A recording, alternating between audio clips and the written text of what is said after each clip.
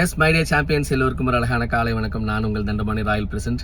So சில நல்ல விஷயங்களை ஷேர் பண்ணுறதுக்காக உங்கள்கிட்ட வந்திருக்கேன். எனக்கு ஏற்பட்ட ஒரு எக்ஸ்பீரியன்ஸ், அந்த எக்ஸ்பீரியன்ஸ் தான் உங்கள்கிட்ட ஷேர் பண்ண போகிறேன். நான் வந்து ஒரு ரொம்ப சின்ன வயசில் வந்து பார்த்திங்கன்னா சபரிமலைக்கு ரொம்ப வருஷமாக போயிட்டுருக்கேன். அப்போ சபரிமலைக்கு நான் வந்து ஃபஸ்ட்டு ஸ்டார்ட் பண்ண டைமில் வந்து பார்த்திங்கன்னா நான் முதல்ல மலை ஏறும்போது வந்து பார்த்திங்கன்னா இப்போ இருக்க மாதிரி கூட கிடையாது. அப்போ ரொம்ப ஹார்டாக இருக்கும், ரொம்ப கஷ்டப்பட்டு தான் ஏறணும், அந்த மாதிரிலாம் இருக்கும். அப்போ வந்து பார்த்திங்கன்னா என் கூட வந்த குருசாமி வந்து எனக்கு ஒரு விஷயம் சொல்லுவார். அதை வந்து என்னோட வாழ்க்கையோட பாடமாகவே நான் எடுத்துக்கிட்டேன். அவர் எப்போவுமே சொல்லுவார்னு கேட்டிங்க அப்படின்னா, நீ இந்த சுற்றி என்விரான்மெண்ட் எப்படி இருக்குது, மேகம் இருக்கா, வெயில் இருக்கா, இதெல்லாம் எதுவுமே பார்க்காத.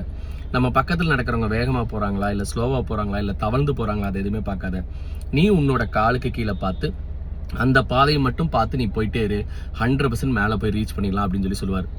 அதே தான் நான் நெட்வொர்க் மார்க்கெட்டிங் ஸ்டார்ட் பண்ணப்போ என் அப்ளைன்னு சொன்னார். அதாவது உன்னோட பேரலல் டீம் எப்படி பண்ணுறாங்க, உன்னோட கிராஸ் லைன் எப்படி பண்ணுறாங்க, உனக்கு முன்னாடி ஸ்டார்ட் பண்ணுறவங்க எப்படி பண்ணுறாங்க, உனக்கு பின்னாடி ஸ்டார்ட் பண்ணுறவங்க எப்படி பண்ணுறாங்க, அதை பற்றிலாம் நீ எந்த கேரும் எடுக்காத. நீ உனக்கு கீழே உன்னோட அசோசியேட்டாக சேர்ந்த மக்களோட வளர்ச்சியும் உன்னோட வளர்ச்சியும் மட்டும் நோக்கி பார்த்து போயிட்டே இரு, உனக்கு லைஃப்பில் சக்ஸஸ் வரும்னு சொன்னார். ஸோ ஸ்டில் டுடே நான் அதை மட்டும் தான் பண்ணிட்டு இருக்கேன்.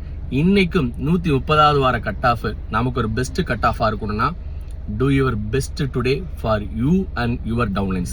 Okay, thank you. Signing out, Dandapani.